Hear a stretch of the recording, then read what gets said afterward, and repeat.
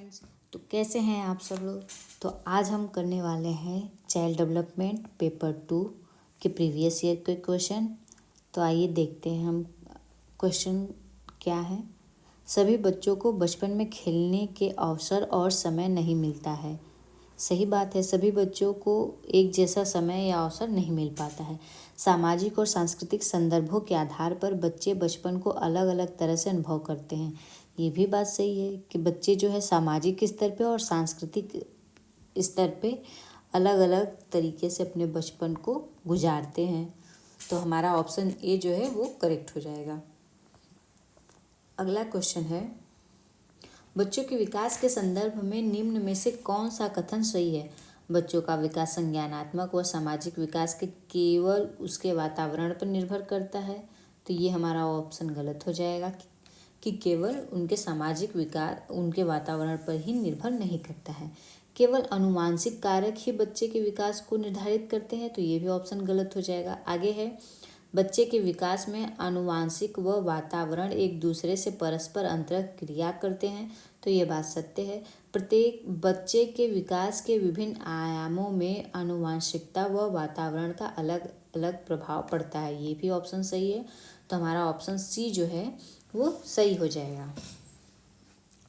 आगे है, विकास की प्रक्रिया बहुआयामी होती है। तो हाँ, विकास की प्रक्रिया जो होती है वो बहुआयामी होती है।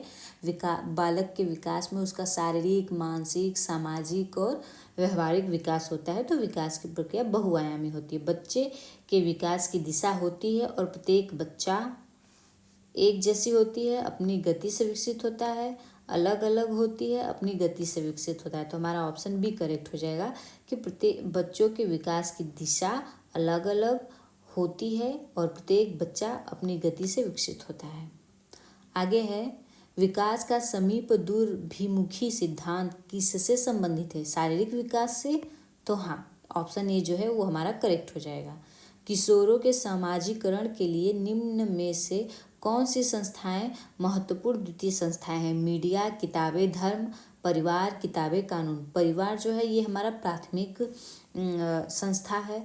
तो परिवार तीनों ऑप्शन में है, तो ये नहीं होगा, बल्कि हमारा ऑप्शन ए हो जाएगा, मीडिया, किताबें, धर्म। पियाजे मानसिक संरचनाएं जो सोच का आधार है के लिए किस शब्द का इस्तेमाल करते थे। स्कीमा का इस्तेमाल करते थे। पियाजे जो है स्कीमा का इस्तेमाल करते थे। अब आते हैं अगले क्वेश्चन की तरफ।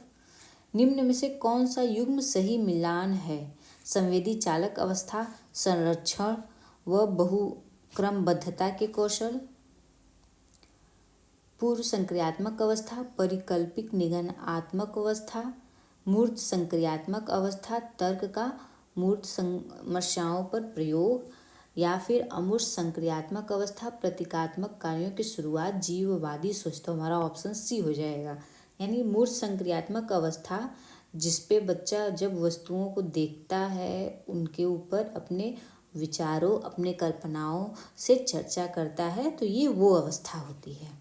तो हमारा ऑप्शन सी करेक्ट हो जाएगा। अगला है, पियाजे के सिद्धांतों के अनुसार स्थगित अनुकरण व नाटकीय खेल करने की क्षमता बालक द्वारा संसार को संवेदी चालक परिप्रेक्ष्य में देखने के चरण से आगे बढ़कर संसार को के आधार पर संज्ञान करने की ओर ले जाती है। मानसिक प्रतिनिधित्वता, अनैच्छिक क्रिया के स्कीमा, अनुबंधन, वस्तु स्थायित्व। तो हमारा ऑप्शन ए जो है वो करेक्ट हो जाएगा। अगला क्वेश्चन है, माहिरा का मानना है कि सही व गलत का निर्णय बाहरी कारकों से होता है और वह प्राधिकारों के द्वारा लागू किए गए नियमों को स्वीकार करती है। वह कोहलरबर्ग के नैतिक सिद्धांत के किस स्तर पर है। उत्तर क्रियात्मक, उत्तर पारंपरिक, पूर्व संक्रियात्मक, पूर्व पारंपरिक। तो ऑप्शन डी जो है हमारा पूर्व पारंपरिक सही हो जाएगा। फ्रेंड्स, पीडीएफ में जो है ना पेज थोड़े से आगे पीछे क्वेश्चन हो गए हैं, तो आइए हम उन्हें एक साथ अरेंज करके देखते हैं। ये रहा हमारा आगे 11 नंबर क्वेश्चन है, लेव वाइगोत्स्की के अनुसार संज्ञानात्मक विकास का प्रमुख कारण क्या है। अनुकरण, संगठन, सामाजिक अंतःक्रिया या अनुकूलन। तो सामाजिक अंतःक्रिया। यह विचार कि भाषा संज्ञानात्मक विकास को सुगम बनाती है किसके द्वारा प्रस्तावित किया गया है? तो लेव वाइगोत्स्की के द्वारा प्रस्तावित किया गया है। लेव वाइगोत्स्की के अनुसार बच्चों के संज्ञानात्मक विकास को प्रभावित करने के लिए बहुत महत्वपूर्ण है अनुकूलन, सजा, रटकर स्मरण या फिर सांस्कृतिक उपकरण। तो ऑप्शन डी जो है सांस्कृतिक उपकरण, ये बहुत ही उपयोगी है। राम में जगहों को पहचानने व उसके अनुरूप संचालन करने जैसे कि नौचालन के कौशल कार्ड हैं। हार्वर्ड गार्डन के सिद्धांत के अनुसार राम के किस बुद्धि की मात्रा अधिक है? प्रकृतिवादी, अंतर्वैयक्तिक, स्थानिक या संगीतमय? तो स्थानिक, क्योंकि वह जो है जगहों की पहचान कर ले रहा है, तो उसमें स्थानिक ज़्यादा है, बुद्धि की मात्रा अधिक है। आगे है, मूल्यांकन की योजना बनाते समय शिक्षक को निम्नलिखित में से किन बातों को ध्यान में नहीं रखना चाहिए? छात्रों की तैयारी का स्तर, मूल्यांकन की कौन सी विधि मुझे शिक्षार्थ में अंतर्दृष्टि प्रदान करेगी, मैं छात्रों का नामिनीकरण व पृथक्करण कैसे कर सकता हूँ, अलग अलग छात्रों के सीखने की अवस्था के बारे में पता लगाने के विभिन्न तरीके। तो ऑप्शन सी जो है वो करेक्ट हो जाना चाहिए, इन बातों पे ध्यान नहीं देना चाहिए। अब आते हैं अपने अगले क्वेश्चन की तरफ। हमारा अगला क्वेश्चन है, एक समावेशी कक्षा में किसी भी बच्चे के लिए पाठचर्या में समावेशन नहीं किया जाना चाहिए। यदि पाठ्यवेशन में उन्हें लचीलापन प्रदान किया जाएगा तो बच्चे प्रभावी ढंग से सीख नहीं पाएंगे। तर्क तो हमारा गलत हो गया। अब आते हैं कथन पे एक बार फिर से। एक समावेशी कक्षा में किसी भी बच्चे के लिए पाठ्यचर्या में समावेशन नहीं किया जाना चाहिए, तो ये भी बात गलत हो जाती है। पाठचर्या में बच्चे की क्षमता के अनुसार थोड़ा बहुत समावेशन किया जा सकता है, तो हमारा ऑप्शन डी जो है वो करेक्ट हो जाएगा। आगे है, समावेशी शिक्षा किस प्रकार की स्कूली तंत्र व्यवस्था को प्रस्तावित करती है? विशिष्ट आवश्यकता वाले बच्चों की जरूरतों को पूरा करने के लिए अनन्य स्कूलों का प्रावधान, केवल लड़कियों की शिक्षा को प्रोत्साहित करने की जरूरत जिनमें केवल दिव्यांग बच्चे शामिल हो, या फिर बच्चों की शारीरिक, संज्ञानात्मक, सामाजिक, भाषिक या किसी प्रकार की अलग स्थिति के बावजूद सभी बच्चों को शामिल करना। तो हमारा ऑप्शन डी जो है वो करेक्ट हो जाएगा। अगला है, एक छात्र को लंबे समय तक अपना ध्यान बनाए रखने में कठिनाई होती है, वह बेचैन हो जाता है और स्थिर नहीं बैठ सकता है। ये विशेषताएं किस प्रकार की विकलांगता की ओर संकेत करती हैं? स्वलीनता, ध्यान न्यूनता, अतिक्रियाशीलता, विकार, पठन वैकल्य, गति विकलांगता। तो हमारा ऑप्शन बी जो है वो करेक्ट हो जाएगा, ध्यान न्यूनता, अतिक्रियाशीलता का विकार। आगे है, प्रतिभाशाली बच्चों को किसी भी शैक्षणिक संशोधन से लाभ नहीं मिलता, को उनकी रुचि के अनुसार जटिल कार्यों को करने के लिए प्रोत्साहित नहीं किया जाना चाहिए, को अपने साथियों की तुलना में हमेशा उच्च भावात्मक परिपक्वता द्वारा पहचाना जा सकता है। उसके आगे है, ये हमारा पेज संख्या था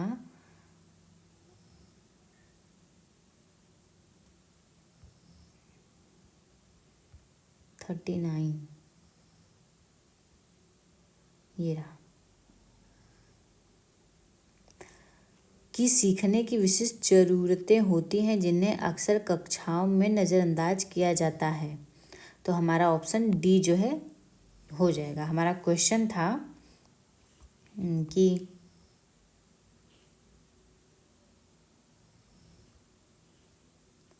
प्रतिभाशाली बच्चों को अपने साथियों की तुलना में हमेशा उच्च भावनात्मक परिपक्वता द्वारा पहचाना जा सकता है। तो प्रतिभाशाली बच्चों के बारे में था।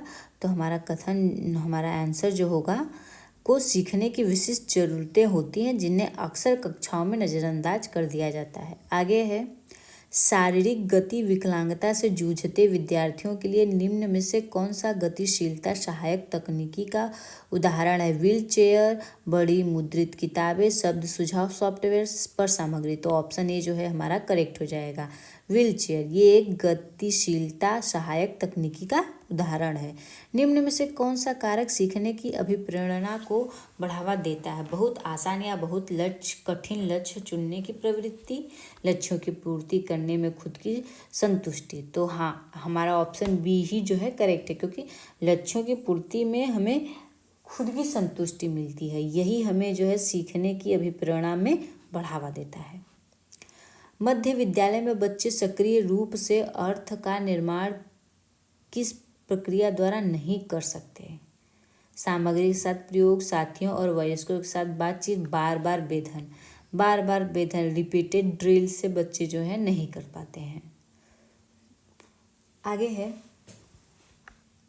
शिक्षा की समसामयिक नीतियाँ जैसे कि राष्ट्रीय शिक्षा नीति 2020 इस बात पर जोर देता है कि स्कूलों में शिक्षा द्वारा होनी चाहिए अनुकूलन, निष्क्रिय अनुकूलन, प्रत्यक्ष निर्देश, खोज अन्वेषण। तो खोज अन्वेषण। निम्नलिखित में से कौन सा कथन एक सामाजिक रचनात्मक कक्षा में होने वाले आकलन के संबंध में सही नहीं है? आकलन शिक्षण अधिगम प्रक्रिया का एक समग्र हिस्सा होना चाहिए। आकलन कागज कलम परीक्षणों के माध्यम द्वारा केवल साल के अंत में होना चाहिए। तो हमारा ऑप्शन बी जो है वो गलत है। जरूरी नहीं है कि कागज कलम में ही हो और साल के अंत में ही आकलन हो। आगे है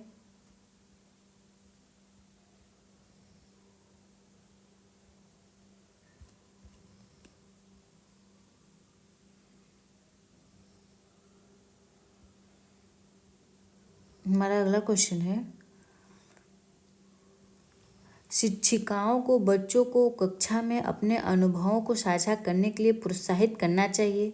तो सही बात है, करना चाहिए बच्चों को। बच्चे स्कूल में अपने साथ सीखने के महत्वपूर्ण अनुभव लेकर आते हैं। दोनों बातें जो हैं वो सही हैं। तो हमारा ऑप्शन ए जो है वो सही हो जाएगा।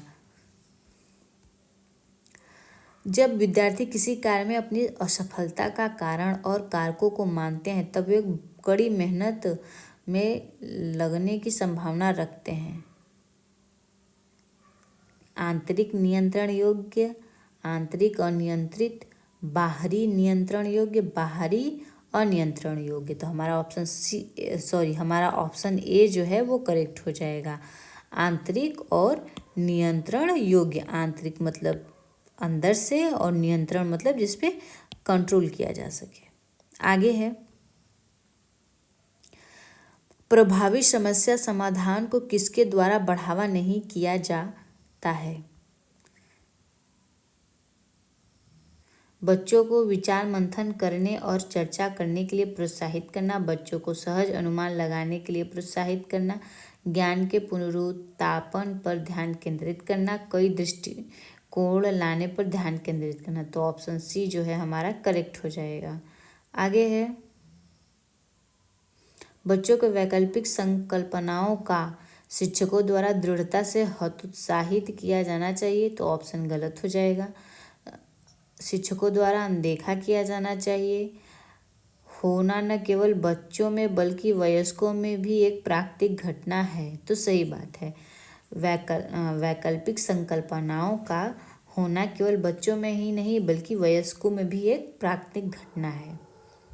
आगे है निम्न में से किस प्रकार का सीखने पर नकारात्मक प्रभाव पड़ेगा? निम्न में से किस विश्वास का सीखने पर नकारात्मक प्रभाव पड़ेगा? मैं लड़की हूँ इसलिए मैं गणित में अच्छा प्रदर्शन नहीं करती हूँ और न ही कभी कर पाऊँगी। तो ऑप्शन ए जो है वो हमारा करेक्ट हो जाएगा।